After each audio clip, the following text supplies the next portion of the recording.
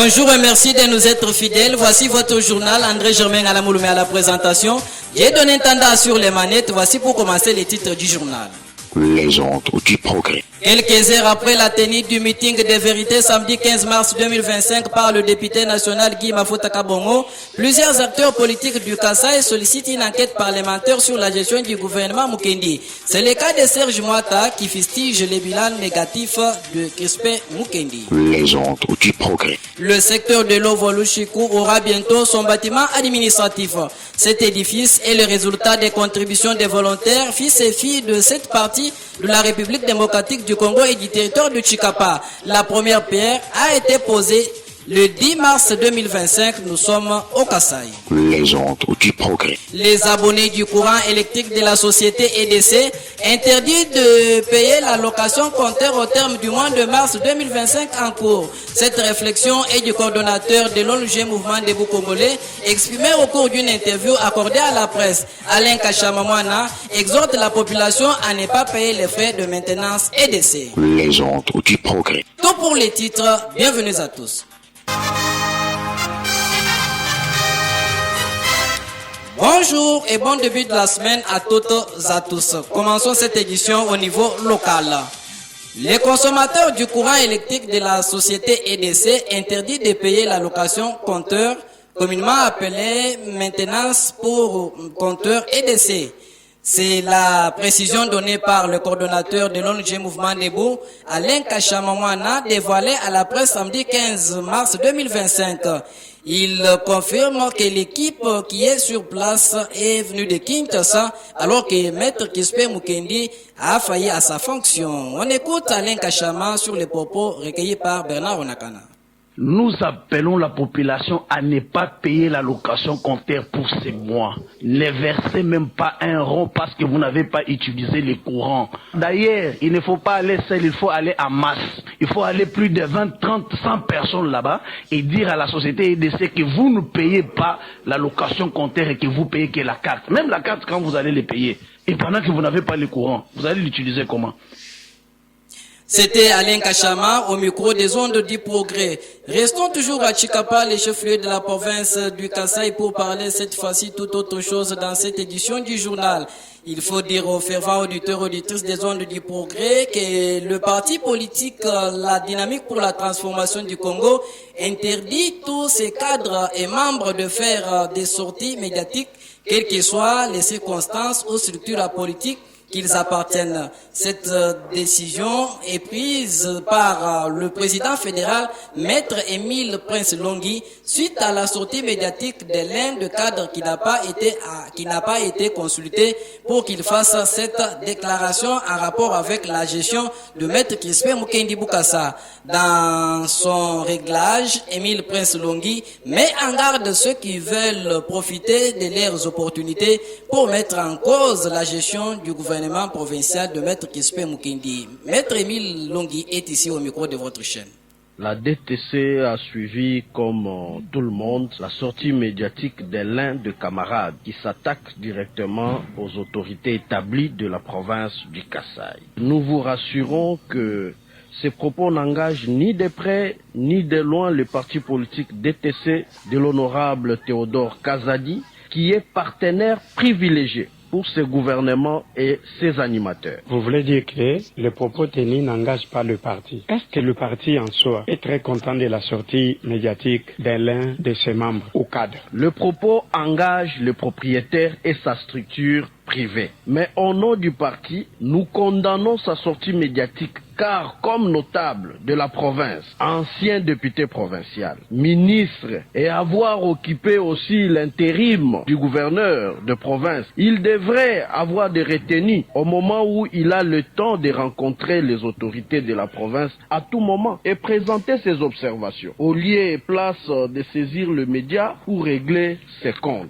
Si réellement, comme vous venez de le dire, il a parlé au nom de sa structure, pourquoi alors le parti intervient? Monsieur le journaliste, nous intervenons, c'est parce que le propos tenu dénigrant les institutions provinciales sont sortis de la bouche d'un camarade du parti. Quand bien même il n'engage pas les partis. Cette mise au point, c'est un recadrage pour les autres qui doivent respecter la discipline du parti, quelle que soit leur appartenance dans des structures privées. Pour ceux qui ont suivi cette sortie, quel message que vous lancez à ceux qui pensent déjà que la DTC est opposée au pouvoir au niveau provincial? Nous invitons au calme ceux qui ont suivi cette sortie médiatique ratée, teintant de haine pour régler les comptes aux animateurs des institutions provinciales. Et mettons en garde ceux qui veulent diaboliser à tout prix les partis auprès des autorités de la place dans cette affaire. Et de son côté, dans une mise au point, ce samedi 15 mars 2025, Maître Hubert Ngoulandioko continue à assumer ses propres propos tenus en qualité du coordonnateur de sa structure la plus mauvaise du coordonnateur de sa structure de la plus mauvaise gestion du cabinet ministériel. Toutefois, il a mal géré la province, a-t-il déclaré. Il revient ici au micro de votre chaîne, on l'écoute. Je note d'abord que c'est un habit de langage dans les chefs de celui qui a parlé. Lorsqu'il fait allusion au parti politique qui n'est pas concerné, l'Observatoire congolais des droits humains n'est pas égal au parti politique DTC. C'est de l'amalgame dans son chef. Lorsqu'il fait allusion à un règlement des comptes et la haine, je me dis, c'est de l'imagination. Si c'est vrai, les propos venus de la bouche de ce notaire peuvent compromettre son avenir parce que ça n'a aucun fondement. Je me résume encore une fois, je m'assume que les propos sont les propos du coordonnateur de l'Observatoire congolais des droits humains que je suis. J'anime une structure des droits de l'homme qui n'a pas de lien avec les partis politiques. Il n'y a aucune obligation de rencontrer le gouverneur. Je peux ou ne pas le rencontrer, mais je note que sa sortie médiatique est de nature à se constituer une santé politique simplement. Vous êtes du parti politique DTC. Ceux qui ont suivi pensent que Hubert Ngoulandioko DTC qui a parlé. Je ne veux pas créer cette cacophonie ici parce que c'est l'OCDH qui a documenté la question, qui a évalué froidement avec thermomètre et baromètre la situation de la province. Ça n'a rien à voir avec un quelconque parti politique. L'auteur de ces propos a outrepassé lorsqu'il veut faire allusion à un règlement des comptes. Je vous rassure, j'ai de bons rapports et avec les gouverneurs et avec les membres du gouvernement. Mais ne pas le dire la vérité, ce n'est pas l'aimer. Et ce n'est pas aimer la province. Je me pose la question, si c'est lui qui a parlé au nom du parti politique de DTC, vit dans cette province ou ailleurs. Nous devons cesser avec l'hypocrisie politique. Et ce comportement, je note que ça entre dans l'hypocrisie politique. Si on veut s'attraper un poste, c'est bon, c'est Dieu qui donne le pouvoir. Mais pour l'instant, nous estimons que la province ne vit presque pas et elle est agonisante. Je reviens sur mes propos. Et toute autre chose dans ce journal, au cours de son meeting du de vérité tenu l'après-midi de ce samedi 15 mars 2025 sur le terrain du stade Mouniayala, le député national Guy Mafuta Kabongo a invité toutes les couches de la population à se tenir debout pour s'enrôler massivement dans les forces armées de la République démocratique du Congo. Guy Mafuta est revenu également sur les coupures intempestives dont sont victimes les populations de la province d'Ikassai. 24 heures après la tenue de ces meetings de vérité de Guy Mafuta Kabongo, les réactions fusent de tous les coins de la ville de Chikapa. La première en date est celle de Serge Mata Mutombo, coordonnateur de l'Ensemble pour la République, parti cher à Moïse Katumbi Chapui. D'après cet acteur politique, les révélations du député national Guy Mafuta Kabongo sont fondées car depuis l'arrivée de l'actuel gouverneur du Kassai, la population n'a rien palpé de visible concernant les réalisations du gouvernement Crispin Mukendi depuis qu'il a été investi par l'Assemblée provinciale du Kassai. Il appelle les députés provinciaux à faire un contrôle parlementaire sur la gestion de la province une fois les go donnés au retour des vacances parlementaires. Serge Mata est ici au micro de votre chaîne. La mise au point du parti Ensemble pour la République de Moïse Katumbi Chapwe, ville de Chikapa, province du Kassai, par rapport au meeting de vérité de l'honorable député national Guy Mafuta Kabongo, président du parti ACB. Nous avions décelé beaucoup de cas dans sa vérité, entre autres la mégestion de la ville et de la province du Kassai. Tout ce que nous avions constaté est très alarmant. C'est pourquoi l'Ensemble pour la République lui donne tout à fait raison quand il intitule son meeting de vérité. Donc, encore une fois, il est à féliciter car ses propos font signe d'une dénonciation et laquelle dénonciation devient dès lors Alors, une affiche très importante aux yeux de la population tchikapienne en particulier et kassaïenne en général. Prenons l'exemple de la colline de Kélé qui a censé de grandes communes avec ses vastes agglomérations. Cette colline est privée d'eau potable. Bientôt un quinquennat pour le moment lancé pour que cette population puisse avoir l'eau potable ne se disent pas. Ces travaux ne se disent pas. C'est bloqué comme ça. Alors, pas de travaux encore lancés même dans l'un des nos ravins de la ville. Prenez le cas encore à Kamonia, la route entrecoupée, donc difficile qu'un véhicule puisse partir de Tchikapa pour Kamonia. Chose grave encore. La ville de Tchikapa, trop sale. Aucune journée de Salongo n'est prévue pour la rendre propre. Nous ne voyons que des va-et-vient, des voitures qui passent en cortège pour faire des constats auxquels rien n'est réalisé. Du courant coupé pendant 3 semaines, sans une excuse présentée aux paisibles citoyens clients. Le directeur parle d'une panne et la population affirme les travaux de diamant sous couvert Son Excellence, Monsieur le chef de l'exécutif provincial, entre la population et les directeurs, qui dit vrai et qui dit faux. Et de son côté, l'analyste politique Jean-Luc Lukombo Chipamba pense que le moment était merveilleux pour que les députés nationaux Guy Mafuta Kabongo puissent s'exprimer et montrer noir sur blanc comment la province est en train d'être bien dirigée. D'après lui, il pense que cet homme lettré mais immature ouvre les portes de rancune à cause de son orgueil mal placé devant toute la tribune. Nous sommes dans la province du Kasaï.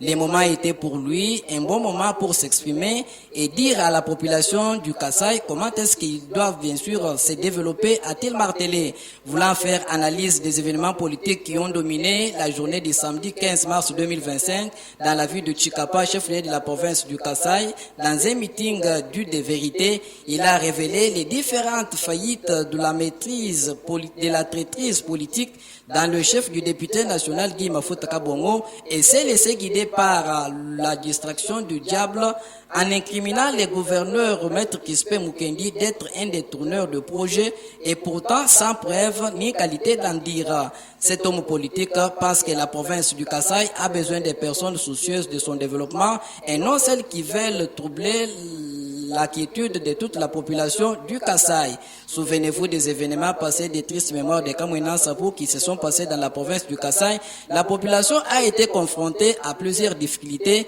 alors qu'actuellement la population est en train de vivre en paix sans problème. Il demande à Guy Mafuta d'enterrer sa hache de guerre car le gouvernement Mukendi n'a qu'un mandat à la tête de la province du Kasaï.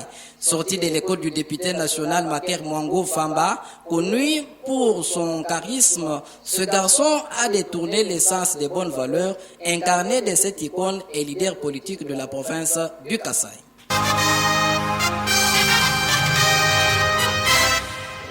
Restons toujours à Tchikapa, chef-lieu de la province du Kasaï. D'abord, c'est communiqué. La commission ad hoc des désengorgements des prisons de la province du Kasaï informe le public qu'elle procède ce lundi 17 mars 2025 à l'exécution de l'ordonnance numéro 24/132 du 30 décembre 2024 portant mesures collectives de grâce présidentielle conformément à l'arrêté ministériel numéro 303/CB/POF/Mineta/JS/2025 du 13 mars 2025 portant mise en exécution de la mesure collective de grâce présidentielle pour la condamnation des civils et militaires de certains établissements pénitentiaires de province de la République démocratique du Congo. Fait à Tchikapa, François Bouangamata, chef de division.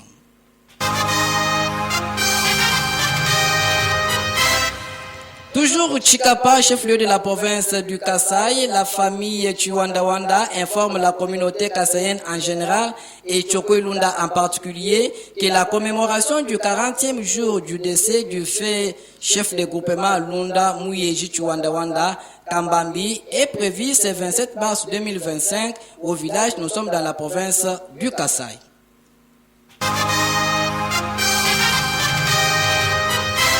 Restons toujours à Tchikapa, chef-lieu de la province du Kasaï. Parlons développement cette fois-ci. Les filles et fils de l'Ovoa, Lushuku, nous sommes en territoire du Tchikapa, déterminés à se doter d'un bureau administratif pour leur secteur. Ils l'ont fait savoir ces jours dans une exclusivité sur nos antennes. Longtemps abandonnés et oubliés, les fils et filles du secteur de l'Antre-Lovolu-Chuku-Chambwanda dans les territoires du Chikapa se décident de se doter à leur entité jolie bâtiment administratif au standard international grâce aux efforts des hommes et femmes ressortissants de ces secteurs. Nous sommes dans la ville du Chikapa et province du Kasaï. Parmi les bienfaiteurs qui ont songé bien sûr à encourager cette affaire, il faut citer les ressortissants de Kouilo, Lukapa, Dundu, Chikapa, Kamonya, Kinshasa, Luanda, Chambwanda et ailleurs. D'après l'un des fils du coin, cette œuvre est des ressortissants de ces coins qui a pour but de prôner le développement et harmoniser bien sûr les climats entre les ressortissants de Chambwanda. La première pierre a été posée dimanche 2 mars 2025 à Chambwanda par le chef de secteur tout en précisant que ces travaux ont une durée de 6 mois. Nous sommes au Kasaï. Il faut retenir que cette association est coordonnée par M. William Chinate, suivi de Frédéric Palanga, ressortissant de l'Angola à Luanda, Nginzi Tunga à Kamonya, Willy Mutombo à Chikapaville, ainsi que les représentants de chaque ville ou cité qui sont à Kinshasa soucieux de cette affaire. Il faut saluer ici la bravoure de ces jeunes ressortissants du territoire de Chikapa.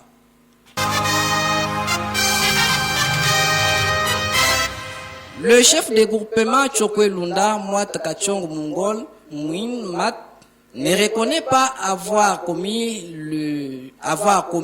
les gens au péage Kachongo pour percevoir l'argent comme droit de terre. Il met en garde toute personne animée d'une mauvaise foi qui est en train de spéculer bien sûr les fausses informations. Cette révélation a été faite suite aux fausses informations qui circulent sur les différentes toits de la province du Kasaï faisant état d'une perception illicite de fonds dans son groupement. Les informations selon lesquelles Mwata Kachong a placé les gens au péage et perçoivent l'argent à son nom comme conducteur. Il les rejette en faux et il revient pour demander à quiconque qui aurait suivi ces messages de ne pas les comprendre. Mwata Kachong est ici au micro de David Moutaïlaï. Je ne suis pas un parvenu. Je me réserve encore le droit de parler, puisque parmi les chefs que vous connaissez, chef Tchongo, c'est un chef qui se respecte. Je ne suis pas un malandangoulou et je connais l'administration. Chaque taxe est prévue par la loi. Si la nomenclature, quelle est cette taxe-là qu'on appelle pour que l'État Malouk paye? Allez auprès des agents au péage. Si vous allez trouver les agents que Kachongo a mis là-bas, les gens ne prennent pas le nom de Kachongo pour marchander avec ça. Donc c'est une façon de m'importuner, je m'excuse les termes. Alors tout celui qui est en train de parler ça, vraiment, je ne sais pas comment le qualifier. Oui, je les mets en garde. En bref, je ne connais rien. Je n'ai pas des agents que j'ai mis au péage pour prendre les taxes sur les taxes de terre. Ça existe où?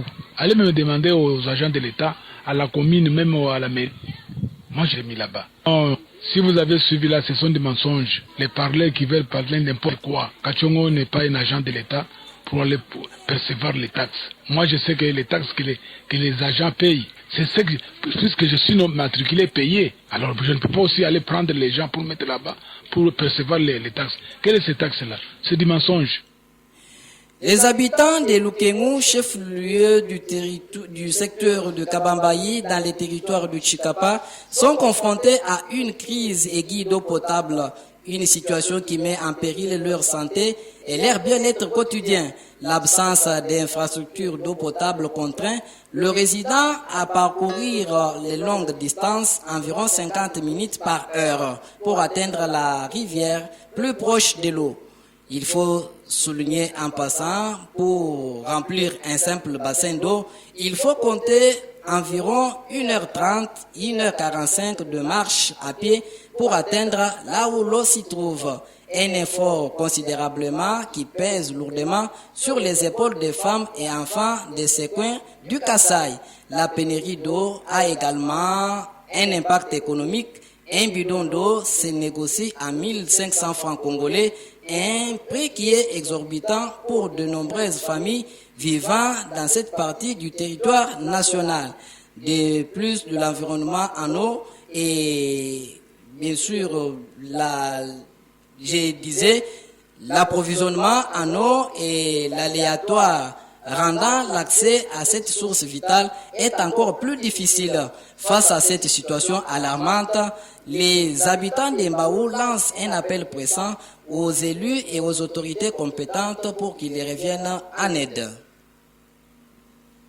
Celui de vous donner le meilleur de l'info. Fin complète de cette édition du journal, un journal réalisé par Bernard Onakana, David Moutangilai, Diaris Kindalo, Kasko Kasonga. La technique assurée par Dieudonné Tanda, André Germain à la Molme, j'étais chez vous. Nous vous disons merci.